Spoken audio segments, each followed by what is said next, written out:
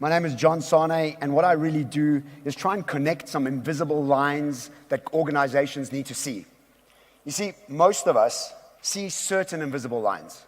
I have a very good friend that's been watching football matches since he was 4 years old. And at 50 years old, when he watches a football match, and when I watch a football match, he sees invisible lines that I don't see. And the real trick is to understand how to connect these dots to make sure that we are connecting the dots from now into the future with these invisible lines. So today I'm going to go through a few little touch points of how we can do this. And this is really my skill set, is to teach organizations how to start joining these dots and how to stay forever profitable.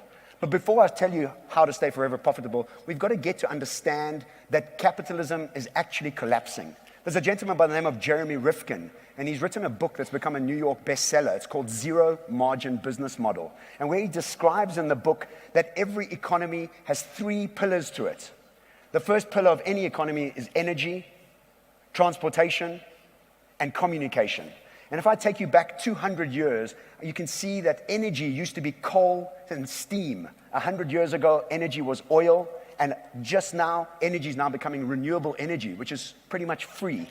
We see that transportation has gone from horses to railroads to cars and planes to now drones and driverless cars. And we see that communication has gone from steam-powered printers to television, radio, and now the internet. And we understand that the pillars of how we build businesses are dramatically changing. And so first we have to accept that capitalism is in fact collapsing in order for us to get ready to be future-focused.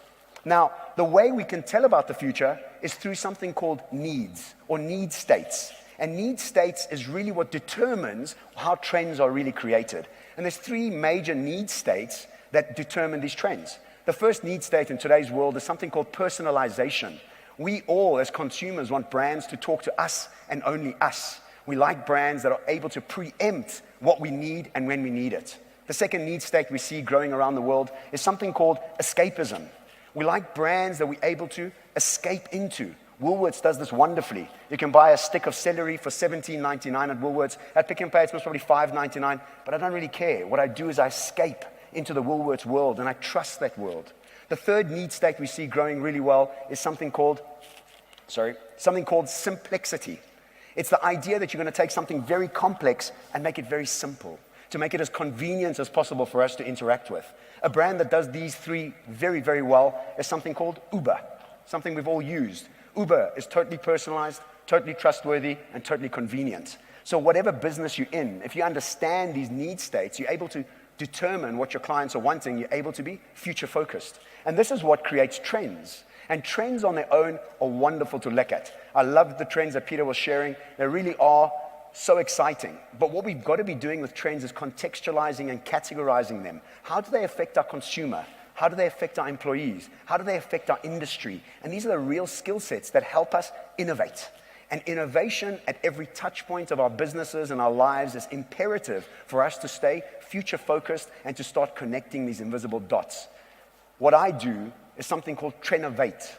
And Trenovate is the idea that you need to contextualize the trends in order to innovate with purpose at every touch point of your business. Somebody you might know very well, he used to Trenovate all the time. Steve Jobs uses Henry Ford's quotes and says, if Henry Ford had to ask consumers what they wanted, they would have most probably said a faster horse, not a car.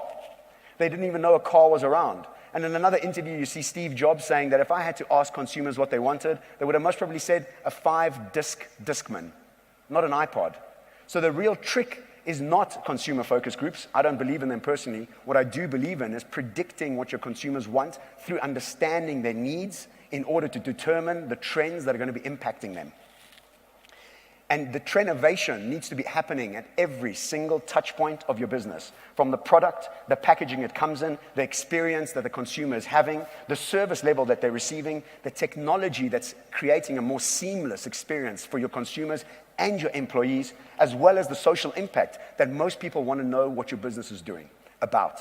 This is what I do. This is how I join the invisible dots, and I hope I've shown you one invisible dot that you wouldn't have seen before today. Thank you very much. My name is John Sanei.